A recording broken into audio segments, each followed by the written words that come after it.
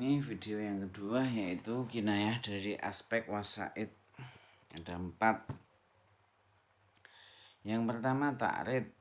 Wasaid ya, atau media. Secara bahasa ta'rid adalah sindiran. Secara istilah adalah suatu ungkapan yang mempunyai makna berbeda dengan makna sebenarnya. Pemberian tersebut didasarkan kepada konteks pengucapannya. Sedangkan menurut Zarkashi, ta'rid yaitu pengambilan makna dari suatu lafal melalui mafhum, pemahaman konteksnya, dan dinamakan ta'rid karena penggunaan didasarkan pada pemaparan lafal atau konteksnya. Nanti dicontoh lebih jelasnya ya. Contoh ta'rid ini yaitu al-muslimu man sallama al-muslimuna min lisanihi wa yadihi. Seorang muslim yang benar adalah apabila sesama muslim yang lain merasa aman dari gangguan tangan dan lidahnya. Ungkapan di atas merupakan sindiran bagi seseorang yang suka menyakiti saudaranya. Jika ada orang yang menyakiti saudaranya, maka hilanglah sifat-sifat muslim tersebut. Maka orang Arab sendiri bisa melakukan sesuatu dengan model ta'rif lebih luas dan indah dibandingkan dengan pengungkapan secara terang-terangan. Maka orang tersebut tentu tidak akan terhina. Itu ya, itu ta'rif, itu sindiran.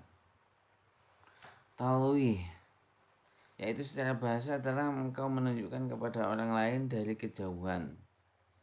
Talwih adalah jenis kinayah yang di dalamnya mendapat banyak wasaid, tidak menggunakan gaya ta'rid. Contohnya, qala bal fa'alahu kabiruhum hadza fas'aluhum in kanu yantiqun. Ya. Di sini adalah lafaz fas'aluhum ya. Artinya Ibrahim menjawab, sebenarnya patung yang besar itulah yang melakukannya, maka tanyakanlah kepada berhala itu jika mereka dapat berbicara. Itu merupakan kalimat ejekan sekaligus fas'aluhum itu menggunakan hujah kebenaran tauhid ya. Nggak mungkin kan berhala itu bisa berbicara, maka fas'aluhum in kanu yantiqun, ya selama-lamanya tidak akan berbicara. Itu adalah talwih, semacam apa namanya tadi apa talwih itu, semacam engkau menunjukkan kepada orang lain dari kejauhan, yaitu banyak wasaid ya. Nih fas'aluhum berarti itu menunjukkan istihza. Yang contoh ini ya, gini syair, wa ma yaku fiyya min aibin fa inni jubanul kalbi mazulun fasilun. Padaku tidak terdapat aib karena aku adalah orang yang selalu menghormati tamu. Di sini jubanul kalbi. Jubanul kalbi artinya anjing itu selalu menggonggong, tapi orang ini saking baiknya ya. Saking baiknya itu mempunyai cara bagaimana memuliakan tamu ya ini. Ini memuliakan anjing saja dimuliakan seperti itu. Bagaimana tamu? Jubanul kalbi ya, anjing itu biasanya menggonggong, tapi orang yang sangat mulia tidak ada aibnya, anjing saja itu tidak menggonggong. Ya, anjing yang difungsikan menjaga saja, tidak sampai menggonggong. Berarti kalau ada anjing itu menggonggong, maka ini menunjukkan ada sesuatu yang perlu diperhatikan, atau ada sesuatu yang harus diselesaikan, atau menunjukkan kurang mulianya dalam tanda kutip. Tapi kalau anjing saja tidak menggonggong, itu menunjukkan orang yang mulia sangat menghormati tamu.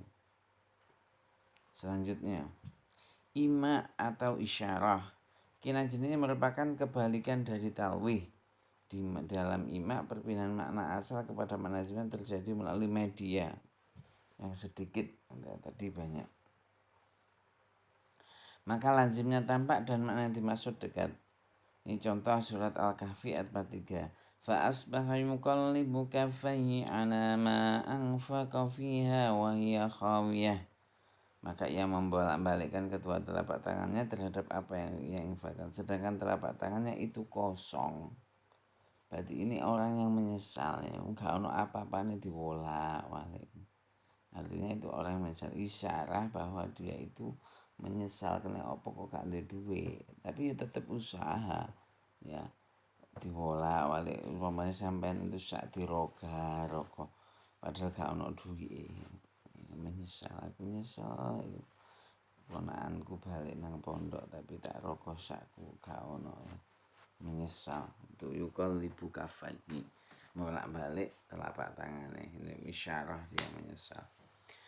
Kemudian ramzun berarti isyarah dengan dua bibir, dua alis, mulut, tangan, dan lisan. Tersebut biasanya dilakukan dengan cara tersirat. Sedangkan yang istilah ramzu adalah jenisnya dengan metode sedikit lazimnya tersirat. Dengan bahasa lain, ramzu adalah isyarat kepada sesuatu dekat dengan Anda secara tersirat. فبما رحمة من الله لنت لهم ولو كنت فظا غليظ القلب لانفضوا من حولك فاعف عنهم واستغفر لهم وشاورهم في الأمر فإذا عزمت فتوكل على الله إن الله يحب المتوكلين. Ini pada kalimat ghalidhul qalbi itu tebal hati atau keras hati, artinya keras atau kasar, sebagai kinayah untuk mengatakan orang yang keras kepala. Ini ya, jadi sudah saya terangkan mengenai kinayah dari segi makna dan kinayah dari segi wasaid. Coba Anda pahami lagi, nanti Anda bedakan dari kesekian.